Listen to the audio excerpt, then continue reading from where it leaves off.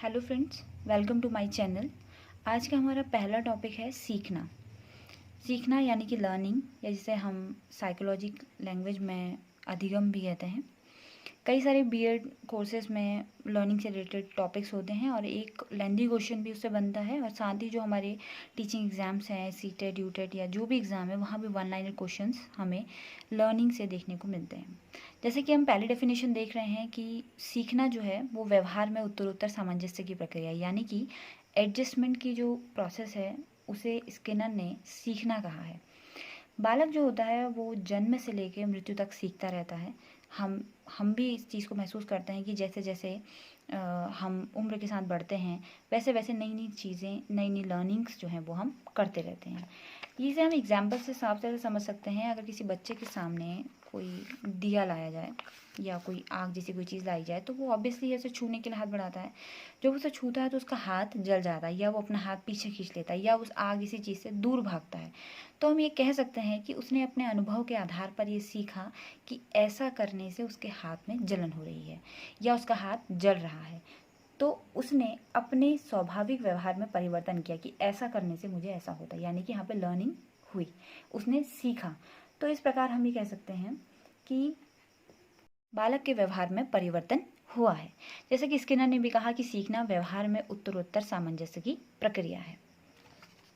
Learning को थोड़ा सा हम समझते हुए ये मान सकते हैं कि सीखना जो होता है वो एक जन्मजात प्रक्रिया होती है। बालक जन्म से लेकर मृत्यु तक कुछ ना कुछ नया सीखता रहता है।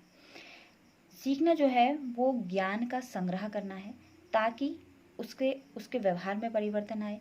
साथ ही वो पूर्व में सीखी हुई चीज़ों से नई चीज़ों को सीखता है, यानी कि जो बच्चे ने पहले से सीखा होता है उसमें कुछ न्यू ऐड करके वो अपने ज्ञान को, अपने व्यवहार को बढ़ाता है, कुछ नया सीखता है।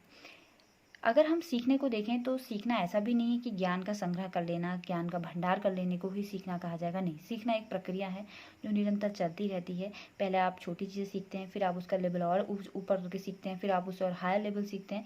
तो यानी कि ऐसा नहीं है कि एक बार आपने कोई चीज़ सीख ली तो फिर वो जीवन भर के लिए होगी। उसमें कुछ ना कुछ एडेप्टेशन, कुछ ना कुछ नयापन हमेशा आता रहता है। इसलिए हम कहते हैं कि लर्निंग इज़ अ प्रोसेस।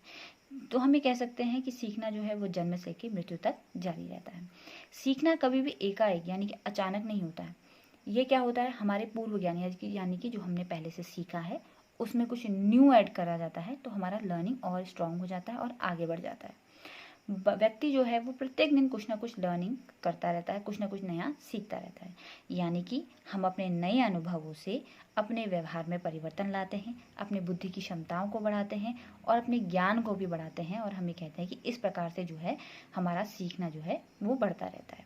यानी कि हम अपनी बुद्धि, अपने व्यवहार में नए नए संशोधन करके, नई नई चीज़ें ऐड करके जो है अपनी लर्निंग को और ज़्यादा इफेक्टिव बनाते हैं।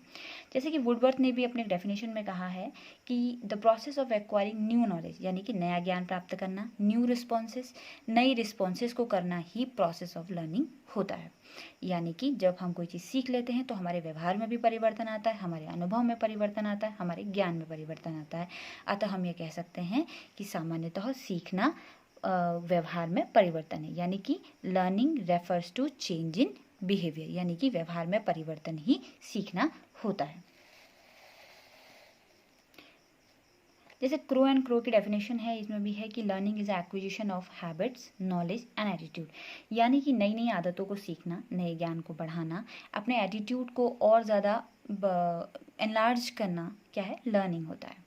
तो हम ये कह सकते हैं कि लर्निंग व्यवहार में परिवर्तन होता है।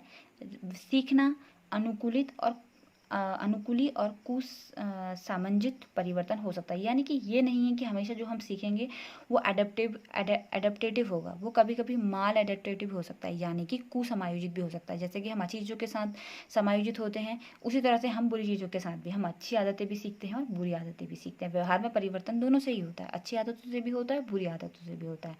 व्यवहार में परिवर्तन अभ्यास, अनुभूति के फलस्वरूप होता है। यानी कि अभ्यास यानी कि प्रैक्टिस और अनुभूति यानी कि एक्सपीरियंस। यानी कि जब हम कोई चीज़ की प्रैक्टिस करते हैं तो हम उसे सीख लेते हैं, मगर जब हम उसको एक्सपीरियंस करते हैं तो वो चीज़ हमारे व्यवहार में आ जाती है, यानी कि उससे हमारे व्यवहार में परिवर्तन हो जाता है। दूसरी बात है कि व्यवहार में जो परिवर्तन होते हैं वो अपेक्षाकृत कैसे होते हैं, स्थायी होते हैं। यानी कि परिवर्तन कैसे होते हैं, स्थायी होते हैं।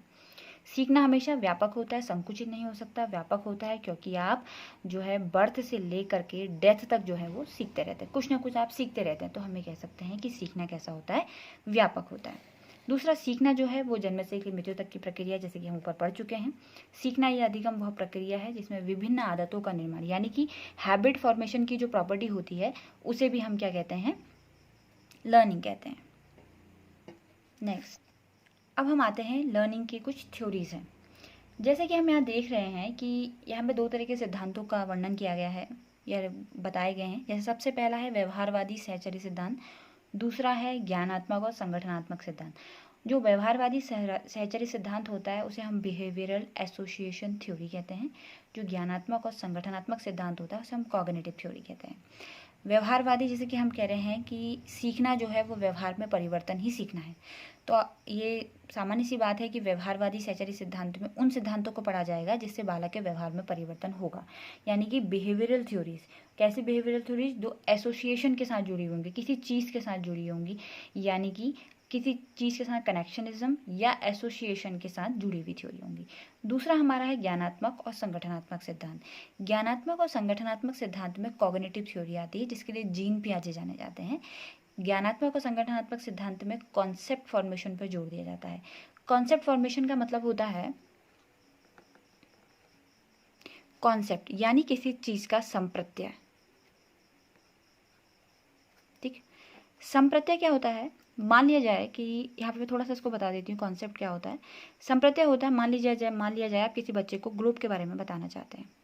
ठीक है, अब आपने उसको थियोरेटिकल जो किताबों में लिखा होता है कि ग्लोब गोल होता है, वो ऐसे झुका होता है अपने अक्ष पर, वो घूमता है, ये सब बातें आपने उसको बता दी। मगर यदि आपने उसको एक ग्लोब दिखा दिया तो उसको समझ में आ जाएगा कि जो थ्योरीज आपने यहाँ बताई हैं वो यहाँ वो देख लेगा, तो उसके दिमाग में कॉन्सेप्ट फॉर्मेशन हो जाएगा कि अच्छा ग्लोब ऐसा होता है जो अपने एक्सिस पे झुका होता है, जो घूमता है, जिसमें कुछ रेखाएं ऊपर से नीचे को आती है, कुछ रेखाएं दाएं से बाएं को जाती हैं, और इसमें एक पर्टिकुलर कलर होता है। और जब वो भविष्य में जा कर के बड़ी कक्षाओं में जाएगा और जब वो अपनी कंट्री के बारे में पढ़ेगा या भारत की किसी भौगोलिक स्थिति के बारे में पढ़ेगा और उस ग्लोब में ढूंढेगा, तो उसे वो कॉन्सेप्ट फॉर्मेशन उसके दिमाग में हो जाएगा, अच्छा ग्लोब ऐसा होता है।